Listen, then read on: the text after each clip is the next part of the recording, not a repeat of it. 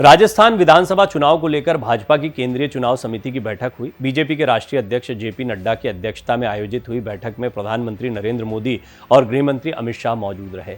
बैठक में बीजेपी की पहली लिस्ट पर चर्चा के बाद अंतिम मुहर लगी। बैठक में 40 से 50 प्रत्याशियों के नाम तय हो गए हैं। ये सूची अब कभी भी जारी हो सकती है।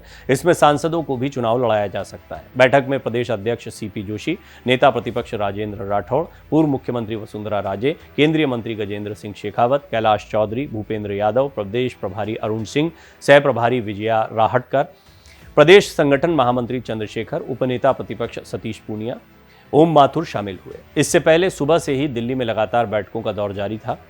केंद्रीय मंत्री और प्रदेश चुनाव प्रभारी प्रहलाद जोशी के आवास पर राजस्थान के नेताओं का जमावड़ा लगा रहा था। प्रदेश अध्यक्ष सीपी जोशी, नेता प्रतिपक्ष राजेंद्र राठौड़, पूर्व मुख्यमंत्री वसुंधरा राजे सिंधिया, प्रभारी अरुण सिंह और सह प्रभारी विजया राहटकर भी बैठक में मौजूद थे। इसके बाद ये सभी नेता नड्डा से भी मिले थे। यहाँ पहली लिस्ट के नामों को अंतिम रूप दिया गया था। यहाँ से फाइनल होने वाली पहली लिस्ट सीईसी में रखी गई थी। बैठक को लेकर राजस्थान के नेता 2 दिन से दिल्ली में मौजूद थे। प्रदेश अध्यक्ष जोशी, पूर्व मुख्यमंत्री वसुंधरा राजे और नेता प्रतिपक्ष राठौड़ 30 सितंबर को ही दिल्ली पहुंच गए थे। तीनों नेताओं ने दिल्ली में अलग अलग नेताओं के साथ प्रत्याशियों को लेकर चर्चा की थी। सूत्रों के मुताबिक 30 सितंबर को पहले वसुंधरा ने प्रदेश चुनाव प्रभारी प्रहलाद जोशी से मुलाकात की थी। इसके बाद सीपी जोशी और प्रहलाद जोशी ने लोकसभा स्पीकर ओम बिरला के घर पर पहुंचकर मुलाकात की और उन्हें प्रत्याशियों के बारे में जानकारी दी थी। विधानसभा चुनाव से पहले भाजपा ने राजस्थान को 7 क्षेत्रों में बांटा है। इसकी जिम्मेदारी भी अलग अलग राज्यों के नेताओं को सौंपी गई है। पार्टी सूत्रों के मुताबिक हर जोन में एक प्रभारी होगा। जोन के निर्वाचन क्षेत्रों में पार्टी की स्थिति को मजबूत करने के लिए बाकी नेता जिम्मेदार होंगे। ये नेता जोन प्रभारियों को अपडेट करते रहेंगे और पार्टी मुख्यालय को जमीनी हालात बताते रहेंगे। बैठक में 62 सीटों के प्रत्याशियों को लेकर चर्चा हुई। हालांकि 40 से 50 नामों पर मुहर लगी। पहली लिस्ट में भाजपा ए और डी कैटेगरी की सीटों पर प्रत्याशियों की घोषणा कर सकती है। ये वो सीटें हैं जहां भाजपा सबसे मजबूत है और सबसे कमजोर है। ए में 29 और डी कैटेगरी में 19 सीटें शामिल हैं।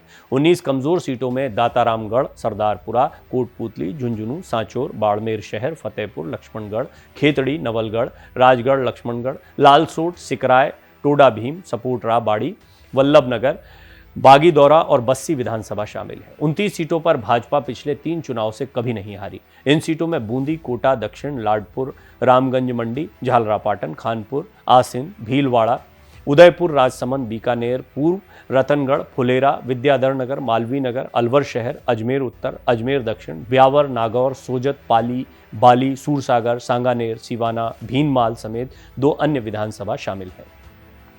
2023 के आखिर में मध्य प्रदेश, राजस्थान, छत्तीसगढ़, तेलंगाना और मिजोरम में विधानसभा चुनाव होने हैं। मिजोरम में 17 दिसंबर को, छत्तीसगढ़ में 3 जनवरी, मध्य प्रदेश में 6 जनवरी, राजस्थान में 14 जनवरी और तेलंगाना में 16 जनवरी को विधानसभा का कार्यकाल खत्म हो रहा है। कुल मिलाकर युद्ध स्तर पर इस पर काम चल रहा है और ये जो सूची है ये बहुत महत्वपूर्ण रहने वाली है और इसी को लेकर लगातार बीजेपी का चिंतन मंथन चल रहा है।